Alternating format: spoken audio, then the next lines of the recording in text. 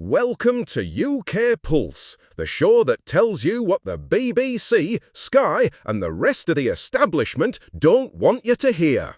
I'm your host, Jack Carter, and the British Parliament is absolutely on fire.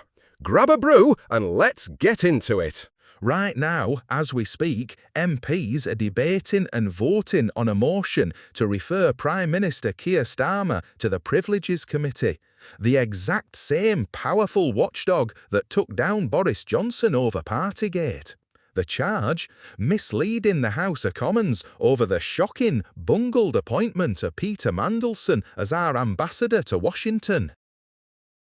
This isn't some minor row. This is a full-blown national security scandal, cronyism on steroids, and a desperate cover-up that stinks of contempt for the British people and our safety. Today, I'm going to lay out the entire timeline, every scandalous detail, every lie, every sacking, and exactly why the opposition is forcing this vote. Because if Starmer is nothing to hide, why the panic? Let's start at the beginning. Back in December 2024, Keir Starmer proudly announced that Lord Peter Mandelson, the ultimate Blair-era fixer, would be our man in Washington. Big political favour, right? Mandelson's been around the block. Business Secretary, EU Commissioner, you name it. But here's where it all goes wrong. Before he could even pack his bags, Mandelson had to go through developed vetting, the highest level of security clearance for the most sensitive diplomatic posts. Multiple reports, evidence sessions in the Foreign Affairs Committee, and leaks from inside the system confirm that United Kingdom Security Vetting, UKSV, recommended against granting him clearance, flat out denied. Why? Serious concerns over his past associations, including his well-known links to Jeffrey Epstein, the convicted paedophile whose files later blew up and got Mandelson sacked from the job anyway. Then there's the extensive foreign business ties, questions over influence from China, Russia, the Kremlin, all the red flags that should have screamed national security risk. But Starmer's government pushed it through anyway. The Foreign Office overruled the security experts using some rarely used authority. Sir Ollie Robbins, the top civil servant at the Foreign Office, was right in the middle of it. He later told MPs there was constant pressure from Number 10 for a rapid outcome, an atmosphere of pressure. Civil servants thrown under the bus left and right. Fast forward and the whole thing unravels. Mandelson is appointed, takes up the post, but 9 months later the Epstein files drop and he's out on his ear. Then The Guardian and others reveal he failed vetting from the start. Starmer stands up in Parliament and insists everything was above board. He claims due process was followed, no pressure existed whatsoever, and that recent evidence puts to bed all the allegations. He even says officials deliberately withheld the vetting failure from him. But Parliament isn't buying it. Emergency debates are upped. The Foreign Affairs Committee hauls in witnesses. Ollie Robbins gets sacked after accusing Number 10 of creating that pressure. Other officials like Ian Collard and Cat Little are grilled. Memos surface showing the Cabinet Office and Number 10 were chasing vetting details days after stories broke. Starmer's own team knew, or should have known. Kemi Badenoch and the Conservatives have had enough.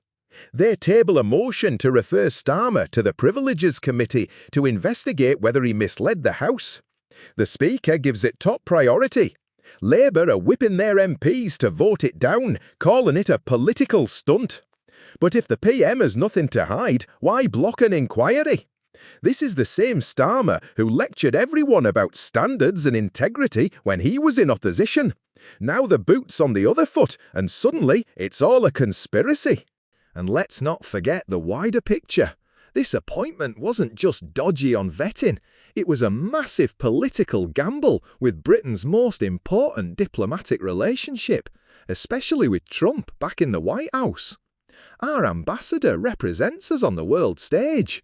We cannot afford blind spots, political favours, or security risks at that level.